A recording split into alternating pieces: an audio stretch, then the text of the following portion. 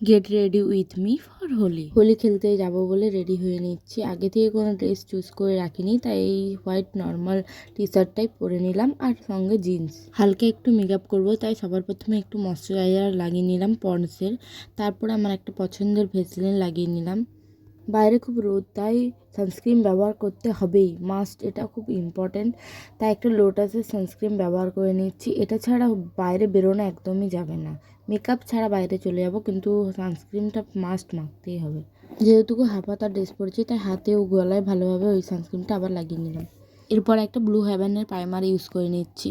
যদি প্রাইমারটা ব্যবহার করে কোনো লাভ নেই, কারণ একটু পরেই সব হোলি মাখিয়ে আমাকে ভূত করে দেবে। তাও মেকআপ তো করতেই হবে, তাই একটা ল্যাকমির ফাউন্ডেশন হালকা করে লাগিয়ে নিচ্ছি। যে আমি কোথাও গেলে এই ফাউন্ডেশনটাই ব্যবহার করি, এটা খুব ভালো, আমাকে খুব ভালো লাগে। তাই ভালো করে লাগিয়ে নেওয়ার পরে যেহেতু জিন্স পরেছি, তাই শুধু আইলাইনারটা ইউজ করব, কাজল আর কিছু পরবো না, হালকা মেকআপ করে ছেড়ে দেবো। আর এমনিতেও আমার কাজলটা কোথায় রেখেছি খুঁজে পাচ্ছি না। সেই শিবরাত্রি পুজোর দিন সেরেছিলাম, তারপর আর কোথায় যে রেখেছি তা আর দেখতে পাইনি। তারপরে মাস্কারাটা পরে নিচ্ছি, মেকআপ পুরো শেষের দিকেই।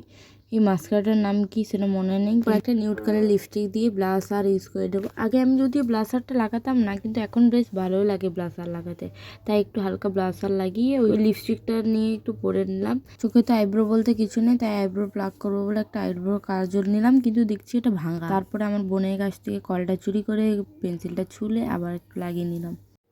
প্রায় আমি রেডি হয়ে গেছি, তাই টুকি আয়নার সামনে একটু ঢং করে নিলাম।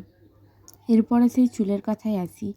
এই চুলটা কালকে রাতে এত কষ্ট করে বেনুনি করেছি একটু নতুনত্ব হেয়ারস্টাইল করব বলে, কিন্তু ভাইরে ভাই, আমি চুলটা দেখে বিশ্বাস করো, আমি হেভি লাগিয়েছে আমার, দারুণ। এর থেকে সুন্দর মনে আর কোনো কিছু হয়নি আমার চোখে। কিন্তু যত যাই হোক, চুল তো আর ছেড়ে রাখা যাবে না, কারণ এখন ভালো লাগলো, একটু পরে গরমে আমি জীবন শেষ হয়ে যাবে। তাই জাস্ট হালকা করে একটু বেঁধে নিচ্ছি। এবার শুধু হোলির স্পেশাল লাস্ট সানগ্লাসটা পরবো। এটা আগের বছর পরেছিলাম, তাই আর এই বছর পরবো না। তাই এই সানগ্লাসটা পরে আমার লুকটা পুরো কমপ্লিট করছি। আমি এখন যাবো ঘোড়াধরা পার্ক, ঝাড়গ্রামে। আমি ওখানে প্রত্যেকটা বছরই যাই, তো এই বছরও যাবো।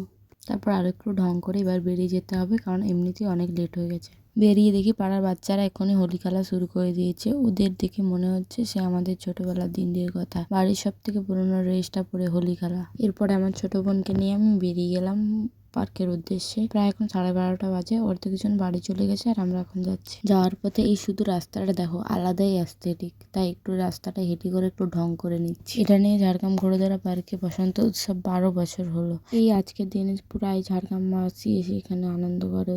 পার্কে কেমন অনুষ্ঠান হচ্ছে তা একটা পরের ভিডিওতে আমি তুলে ধরবো। দেখতে হলে পরের ভিডিওটা ফলো করো। Bye bye guys.